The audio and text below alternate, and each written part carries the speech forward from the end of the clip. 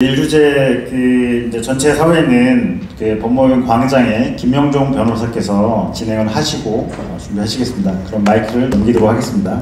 큰 박수 부탁드립니다.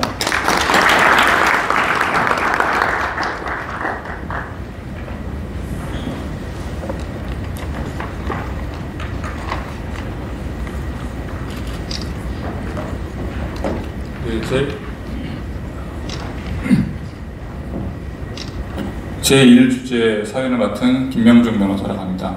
저는 지금 법무법인 광장 건설부동산팀에서 일하고 있습니다. 이렇게 더운 날씨에도 바쁘신 시간 내주셔서 참석해주신 모든 분들께 감사드리고요. 주어진 시간이 많지 않기 때문에 바로 진행을 하겠습니다. 첫 번째 주제는 전진원 변호사님께서 발표를 해주시겠습니다. 전진원 변호사님은 법무법인 율촌에서 근무를 하고 계시고요. 첫 번째 주제는 공동주택 하자 판정 기준의 규범화 역할 확립이라는 주제로 발표를 진행하겠습니다. 발표 시작하겠습니다. 네, 안녕하세요. 저는 법무법인 율촌 부동산 건설 부문에서 일하고 있는 전진원 변호사라고 합니다. 저는 오늘 제 PPT에 나와 있는 바와 같이 공동주택 하자 판정 기준의 규범화와 역할 확립이라는 주제로 발표를 하겠습니다. 다음 슬라이드 한번 넘겨주시면요. 요즘 최근 언론 기사들을 보면 하자 소송을 바라보는 상반된 시선들을 좀 발견할 수 있습니다. 저기 슬라이드에 나와 있는 것처럼 기획 소송이라든지 아니면 과잉 감정, 또 감정이 재량권 남용과 같은 비판적 시선이 존재하는 반면에 다음 슬라이드를 보시면 주로는 이제 아파트 관리와 관련된 매체들에서 볼 수 있는 바와 같이 오히려 기획 소송이라는 비판에 대한 역비판적인 논조도 등장하기도 합니다. 그래서 주로는 이제 하자 인정에 소극적인 건설사를 비판하면서 또 이 입주민들의 권리 보장이라는 측면에서 접근하는 시선들도 있는 상황입니다. 네, 다음 슬라이드 보시면요. 이와 같이 이 공동주택의 하자라는 것이 현재도 여전히 논란이 되고 있고 굉장히 핫 이슈라는 것에 대해서는 논란의 여지가 없어요. 이견이 없을 것 같습니다. 다만 이런 상반된 시선들을 살펴보더라도 좀 근본적으로 공통적으로 살펴볼 수 있는 바는 결국 양 측면 모두 하자 보수가 제대로 이루어져야 한다는 근본 전제에는 이견이 없는 것 같습니다. 다만 어떤 것을 하자로 볼 것인지 그리고 그런 하자를 어떠한 절차와 방식으로 해결할 것인지의 측면에 있어서 그런 세부적인 쟁점에 있어서 이견이 있는 상황으로 보입니다. 현재 사실 하자 보수에 대한 법원에서의 소송의 대부분은 하자 보수에 가름하는 손해배상을 청구하는 방식으로 이루어지고 있습니다. 그러다 보니까 이 하자 인정과 손해액의 산정이라는 을 위한 감정의 핵심적인 역할을 하고 있고요. 그러다 보니까 이제 그 감정의 과정에서 건설감정 실무라는 법원에서 만든 실무에 상당히 의존적인 경향을 보이고 있는 상황입니다. 그래서 이런 경향에 대해서는 저뿐만 아니라 또 많은 선행 연구들에서 좀 주로 이제 비판을 하여 오고 있는 부분입니다. 이런 이제 현실에 대해서는 좀 비판적 접근이 가능할 것 같은데요. 첫 번째로는 과연 이 건설감정 실무라는 것이 하자의 판정 및 대상액 산정을 위한 적절한 기준이 될 수 있는지, 그리고 이러한 이제 경향 자체가 기획소송화라는 이 지금의 논쟁과 어떤 인양관계가 있는 것은 아닌지, 그리고 만약에 이 현재 감정 실무에 문제가 있다면 어떤 규범을 통해서 장기적으로 하자 문제를 접근해야 하는지, 그리고 우리가 새로운 규범을 확립하고 마련해 나간다면 그 규범은 어떤 특성을 가지고 어떤 역할을 수행해야 되는지에 대해서 비판적 접근이 가능할 것 같습니다. 이제 주로 지금 하자와 관련해서는 크게 두 가지 정도가 좀 공식화된 규범이 있는 것 같습니다. 첫 번째는 하자 판정 기준고시고요. 공동주택 관리법의 하위 규정으로서 마련되어 있는 상황이고, 주로는 국토교통부에서 운영하시는 하자 분쟁 조정위원회에서 운영하는 규범으로 사용되고 있습니다. 아까 이제 과장님께서 말씀해 주신 바와 같이 총 4차례 개정이 이루어진 상황이고요. 다른 하나는 이제 중앙지방법원, 서울중앙지법 건설소송실무연구회에서 이제 건설감정 기준의 표준화라는 취지에서 만드신 건설감정 실무가 존재하는 상황입니다. 다만 이 두 규범이 현재 각자 또 이제 침묵하고 있는 부분도 있지만, 둘 다 규정하고 있는 부분에 대해서 동일한 하자 항목에 대해서도 좀 판단 기준을 달리하고 있다라는 측면은 저뿐만 아니라 여러 문헌들에서 공통적으로 좀 비판되고 비교 분석되고 있는 바인 것 같습니다. 이 두 기준 모두 사실은 모두 구속력 있는 법적 기준은 아닌 걸로 지금 보입니다. 그러나 법원은 특히 이 둘 중에서 하자 판정 기준고시는 구속력을 아예 배제를 하시면서 건설 감정 실무에 따른 감정 결과를 판결에서 그대로 인용하는 경향을 좀 보이고 있으신 것 같습니다. 특히나 이 하급심에서 감정인의 이제 감정 단계에서 그 일방이 하자 판정 기준 고시에 근거한 주장을 개진을 하더라도 거의 이를 활용하지 않고 배척하는 경향을 보이고 있다는 비판도 선행 연구에서 발견할 수가 있었습니다.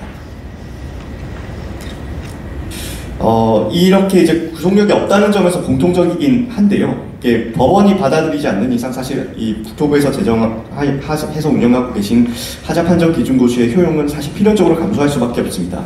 그러다 보니까 이제 아까 과장님께서 서두에 말씀 주신 것처럼 국토교통부에서 오히려 이제 건설감정 실무를 좀 이 실무상의 혼선을 줄이기 위해서 법원 건설감정 실무에 맞춰서 좀 개정하는 경향을 보이기도 하는 상황에 이른 것 같습니다. 한편 이제 건설감정 실무나 하자 판정 기준 고시가 모두 이제 활용되지 침묵하고 있는 영역에서는 법원에서도 전혀 새로운 기준들을 활용하시기도 하는데요. 여기에 대해서는 자의적인 판단을 피할 수 없다는 비판은 좀 피해가기 어려울 것 같습니다. 물론 법원의 판단의 선례들의 축적을 기다리는 것도 방법이 될 수 있겠지만 그런 사회적 갈등의 현황을 고려하면 그런 시간을 기다리는 것에 또 마냥 이제 기다릴 수도 없는 상황일 뿐만 아니라 또 그렇게 추후에 축적된 판단 선례들이 생긴다고 하더라도 또다시 변하는 현상들을 쫓아가는 것은 과연 가능할지의 측면에 있어서 좀 의문이 있습니다. 저희가 그래서 그 한 310개 되는 그 하급심 하자 분쟁 판결 사례들을 분석을 해봤는데요. 주로는 그 인용된 판결 금액 중에서 개별 하자들의 보수 비용이 차지하는 비중들을 검토하면 크게 저기 제 슬라이드에 나와 있는 4개 정도 항목들이 상위의 금액을 차지하고 있는 것으로 보입니다. 그래서 이 개별적으로 한번 그 이 각 항목들에 대해서 어떠한 판단들이 법원에서 이루어지고 있는지를 살펴보겠습니다. 먼저 층간균열에 대해서 보면 이 쟁점은 사실은 이 하자 부분은 건설감정 실무와 하자 판정 기준 고시 모두 이제 이런 규정을 하고 있는 부분인데요. 다만 차이가 건설감정 실무 같은 경우에는 이제 하급심 법원에서 이제 0.3mm 미만이라고 하더라도 전체적인 사정을 고려해 사자로 판정할 수 있다라는 그런 법리 기초에서 이제 폭이 일정 부분 미만인 경우에도 여전히 이제 하자로 인정될 수 있다라는 태도를 보이고 있는 반면에 하자 판정 기준 고시는 일단은 이제 콘크리트에 발생한 균열이 0.3mm 이상인 경우를 시공 하자로 보고 있는 것으로 보입니다. 다음으로 이제 조경, 특히 이제 수목고사 등의 하자를 보시면요. 하자 판정 기준 고시 같은 경우에는 수관부 가지가 3분의 2 이상 고사된 경우에 조경수의 하자로 판정하고 있지만 지금 건설감정 기준 같은 경우에도 이제 수목고사 등에 대해서 기준을 나름 제시는 하고 있지만 이제 보시면 아시다시피 이제 종합적으로 고려해야 한다 정도의 언급을 하고 있는 상황이어서 사실상 그렇게 명확한 판단의 기준을 제시하고 있지 않습니다. 그러다 보니까 이제 법원 감정 실무례에서는 고사의 원인을 특별히 밝히지 않은 채 일단 현장 조사 시 육안으로 고사된 수목을 확인해서 이 하자 보수비를 산정하고 있는 것으로 보입니다. 타일 같은 경우에는요. 하자 판정 기준 고시는 그 모르타르 떠붙이기 공법의 경우에는 80% 미만일 때 시공 하자로 본다고 정하고 또 타일의 접착 강도에 대해서도 이름의 기준을 또 제시하고 있지만 이제 법원 감정 실무례에서는 이런 기준을 특별히 고려하지 않은 채 표준 시방서를 일단 기준으로 판단을 하고 있는 것으로 보입니다. 그리고 마지막으로 이제 액체 방수 두께 미달의 경우에는 건설 감정 실무에서는 이제 설계 도면에서의 상세도와 시방서 등에 따라 판단한다고 하면서 방수 기능에 문제가 없다면 중대한 하자로 보기 어렵다라는 이름의 기준을 이제 정하고 있는데요. 이를 기초해서 지금 이제 표준 시방서를 적용하는 법원의 감정 실무례가 생겨나고 있는 상황입니다. 다만 이제 문제는 이제 표준 시방서가 99년에 개정됐음에도 불구하고 그 개정 이전에 기준을 적용해서 하자 여부를 판단하는 것들이 여전히 발견되고 있다는 부분이고요. 그 이외에 이제 표준 분셈 등이나 이런 기준들도 사용하고 있는데 이러다 보니까 사실 일관된 경향들을 찾기가 어려운 측면이 있는 것 같습니다. 이와 같이 이 법원의 판단의 선례들을 좀 살펴보면 크게 한 3가지 정도로 유형화를 할 수 있을 것 같습니다. 먼저 건설 감정 기준이 명확하게 좀 판단 기준을 언급하고 있는 경우에는 그에 따르고 있는 것으로 보이고요. 대표적으로 층간균열이나 액체 방수에 대한 것들을 찾아볼 수 있었고요. 만약에 이제 건설 감정 기준이 명확하게 언급하고 있지 않고 단지 이제 종합적으로 판단해라 이 정도 선에서만 언급하고 있는 곳에서는 하자 판정 기준 고시가 이미 있음에도 불구하고 그와 상관없이 법원 감정례가 형성이 되고 있는 것 같습니다. 그리고 양 기준 모두 불존재한 경우에는 저희가 이제 전문가분들을 만났을 때 이런 표현을 들었는데 그 하자의 개발이라는 표현을 쓰시더라고요. 끊임없이 이제 새로운 소송들이 제기되면서 하자도 이제 새로이 개발하고 있다라는 말씀을 하시는데 굉장히 인상 깊었던 부분인 것 같습니다. 이렇게 이제 새로이 개발된, 새로이 주장되는 하자들이 생겨나고 이게 법원 감정 과정에서 하자로 인정되는 경우에는 사실 그게 또 축적되면 또 이제 나중에는 이제 후속한 판례들에서는 이제 배제하기가 쉽지 않을 것으로 예상되는 부분인데요. 이런 이제 유형화된 부분들을 좀에 대해서 문제를 제기해 보면 첫 번째의 항목에서는 주로 이 건설감정 기준의 경직성과 정당성 측면에서 의문을 제기할 수 있을 것 같고요.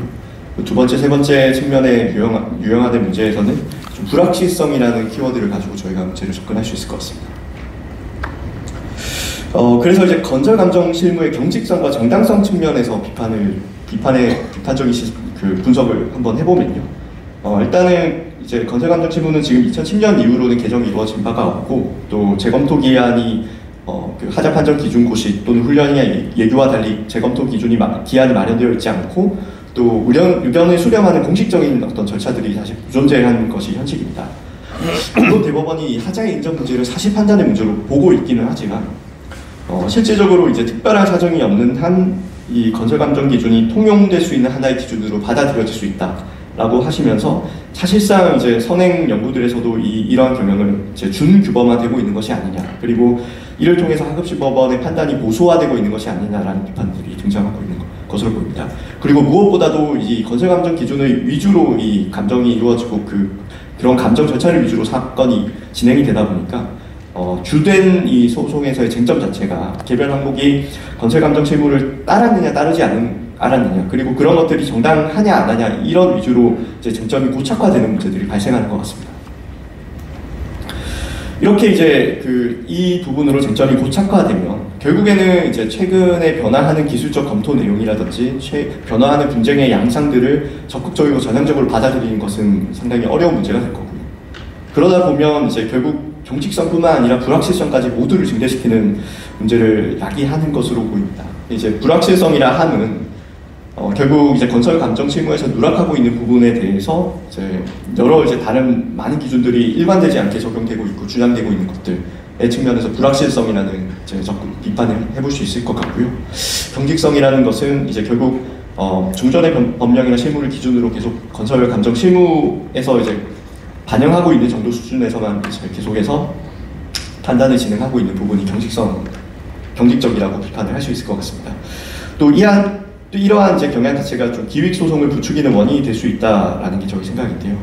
일단 이제 변호사들의 입장에서는 최소한 건설 감정 기준을 통해서 사감정을 하게 되면 인용 가능한 항목이 어느 정도는 구체화되면서도 그럼에도 불구하고 여전히 이제 침묵하고 있는 부분에서는 플러스 알파의 가능성을 배제할 수가 없다 보니까 기획 소송을 진행할 수 있는 이제 어떤 유인이 될 수 있는 게 아닌가 싶습니다. 다음으로 문제를 제기하고자 하는 부분은 이제 손해배상 청구의 형식으로 소송이 사실상 운영되고 있다 보니까 안전 기능 미관상의 하자에 따른 책임 유형을 특별히 구분하지 않고 전부 손해배상의 문제로 치환하고 있다는 게 현재 지금의 현실인 것 같습니다. 그러다 보니 건설 감정 실무 자체가 좀 단순히 배상액을 결정하는 절차 및 기준으로 이제 역할을 하고 있는 것으로 보이고요. 그래서 이제 선행 연구들에서도 구속력 있는 하자 판정 기준이 필요하다는 지적과 동시에 좀 영무 이행 위주의 판례 변화가 필요하다라는 비판이 이제 계속 제기되고 있었지만 사실 이 두 개를 또 이 두 목표를 어떻게 조화하고 연관시켜야 되는지에 대해서는 사실 추가적인 고민이 필요한 상황인 것 같습니다. 그래서 사실상 이런 손해배상 소송에 대해 국한한 어떤 그 기준으로서의 건설감정 기준보다는 하자 부서에 관련된 전반적인 제도를 규율하고 확립하기 위한 규범화 기준이 필요하고 이러한 과정에서 저희의 어떤 장기적인 목표들을 세워나가야 되는 것이 아닌가 싶습니다. 이런 문제들을 기반해서 결국 저희가 잠정적으로 주장하고 싶은 바는 재판규범의 정립과 감정기준의 자율성 또는 불확실성 배제를 위해서는 일원화된 규범이 필요하다는 점인데요.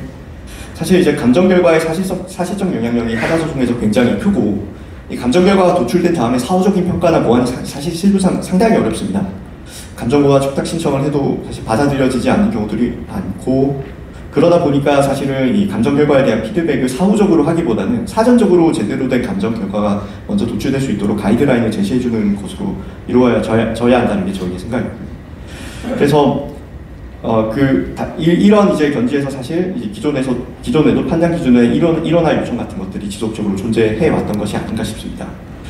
그러면 이제 어떤 규범화가 필요할 것인가에 대한 문제인데요. 정당화 가능하면서 유연한 규범화를 추구하는 것이 필요하다는 것이 저의 잠정적 결론입니다.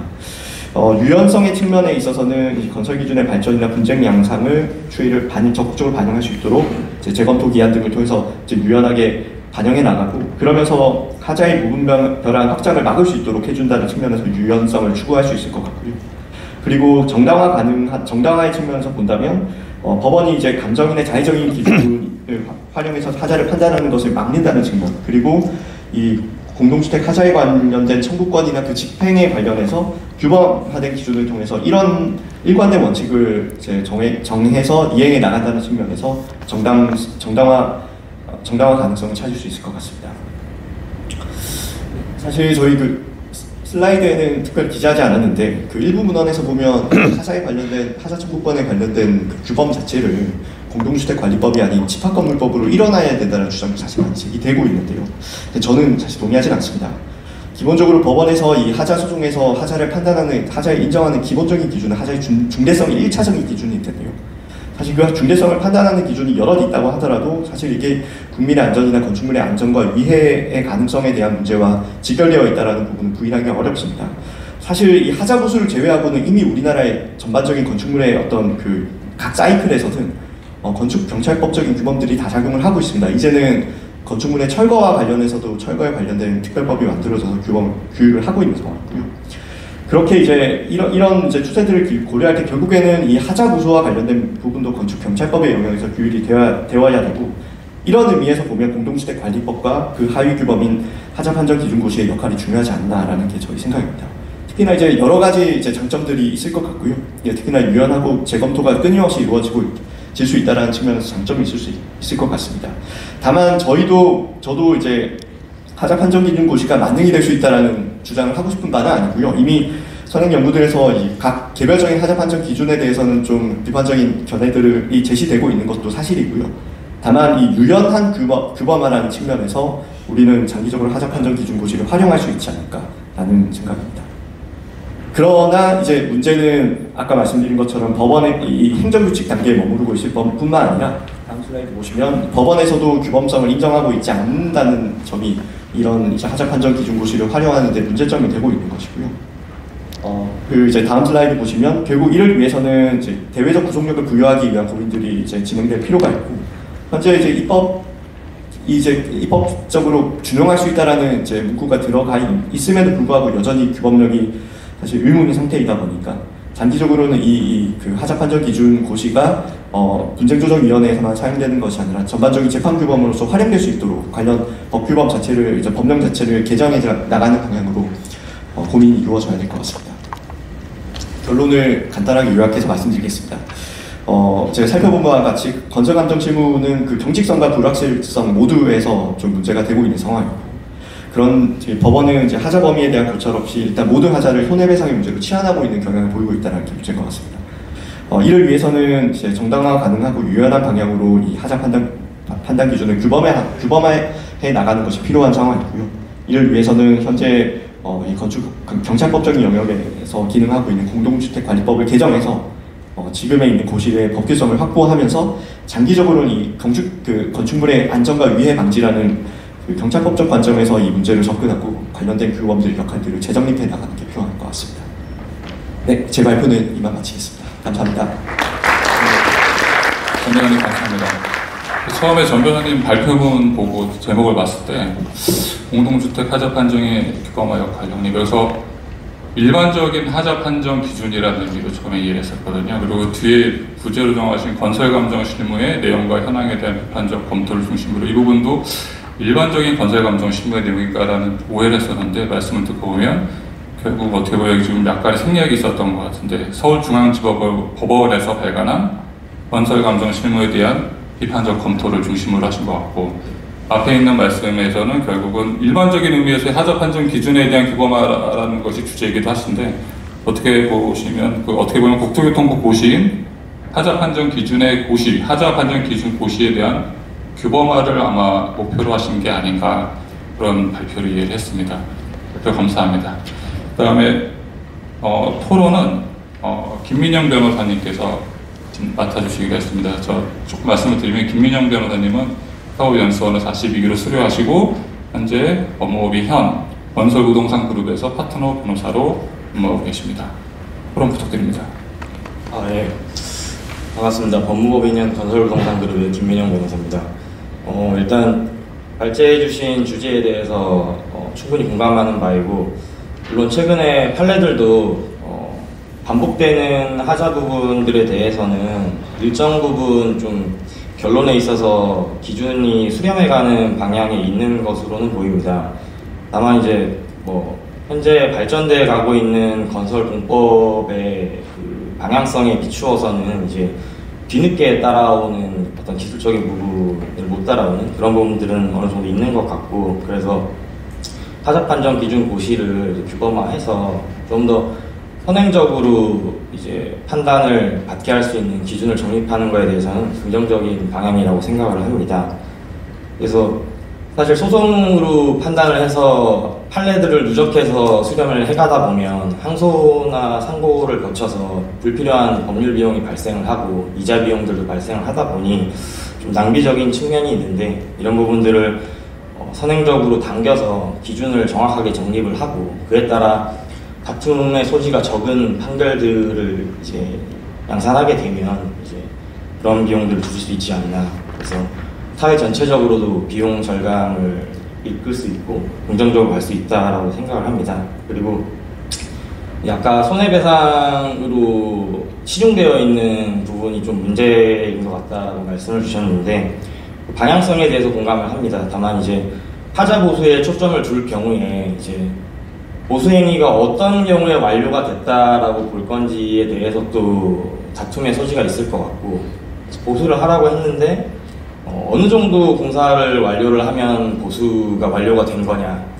부족하다 또는 더 이 부분을 보수해야지 완료라고 볼 수 있다, 이런 부분에 대해서 계속적으로 다툼이 생길 것 같습니다. 그래서 보수 쪽으로 제도화를 이끈다고 하면 그런 보수 완료에 대한 어떤 판단할 수 있는 절차나 기준, 그런 부분들에 대한 고민도 같이 필요할 것 같습니다.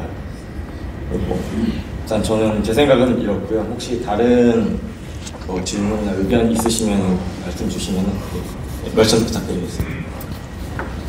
혹시 마이크? 사회자님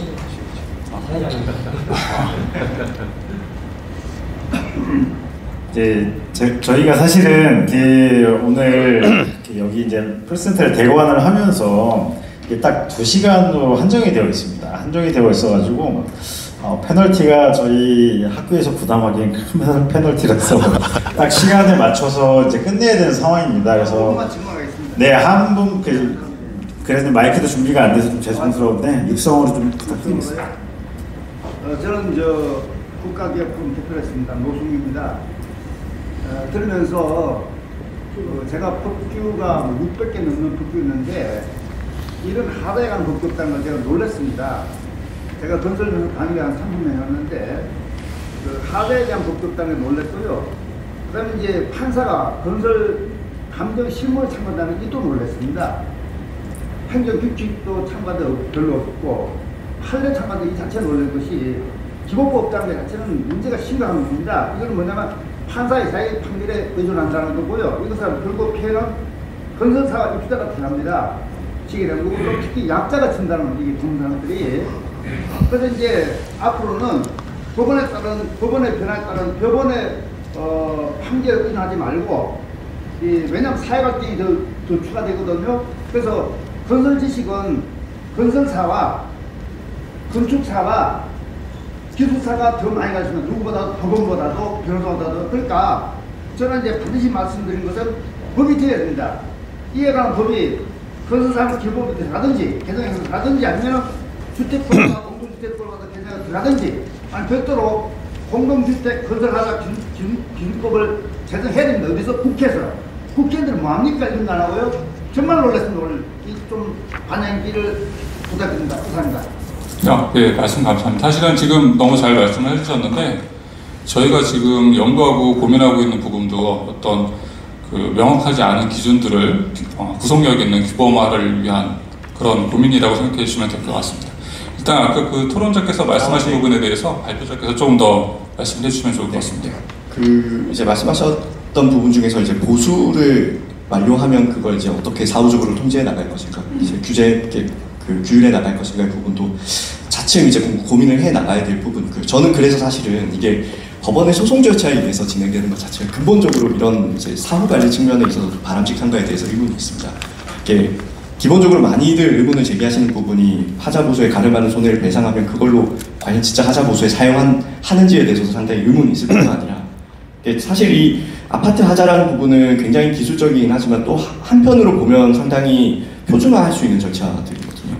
그런 의미에서 본다면 사실은 좀 시간이 많이 소요되는 이제 법원의 절차에 의하기보다는 행정적인 절차는 행정심판이 됐건 아니면 국토부에서 지금 계속 그 운영하고 계시는 하자 관련된 분쟁조정위원회가 됐건 이런 부분들을 통해서 해결을 하는 것이 사실은 사후관리 측면에 있어서도 꾸준히 이제 관리할 수 있다는 측면에서도 이득이 있을 것 같고, 또 이제 하자 판정 기준 고시의 내용 자체도 하자의 판정에 대한 것도 있지만 고수 공법에 대한 것들도 제시를 하고 있습니다. 그래서 그런 부분들도 이제 잦은 어떻게 보면 유연한 개정들을 통해서 이제 말씀 주신 것과 같이 여러 이제 기술자분들의 의견들을 반영해 나가면서 최신의 경향들을 반영해 나가면서 좀 더 유연하면서도 좀 신속하게 이렇게, 그리고 사후 관리까지도 이렇게 해결해 나갈 수 있지 않을까 싶습니다.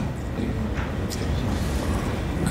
일단 뭐 시간 관계상 이 주제 발표는 이제 정리를 하겠고요. 지금 저희가 고민하고 있는 원래 주제를 보시면 이제 아파트 하자 기준의 개선 방안입니다. 근데 이제 아파트랑은 기본적으로 엄청난 재산적 가치가 있는 목적물인 동시에 우리들이 거주하고 있는 공간이거든요. 그래서 어떻게 보면 저희가 오늘 세 가지 주제를 통해서 말씀드리고 싶은 부분, 특히 여기서 약간 생소한 단어들이 등장을 할 수 있다고 생각을 합니다.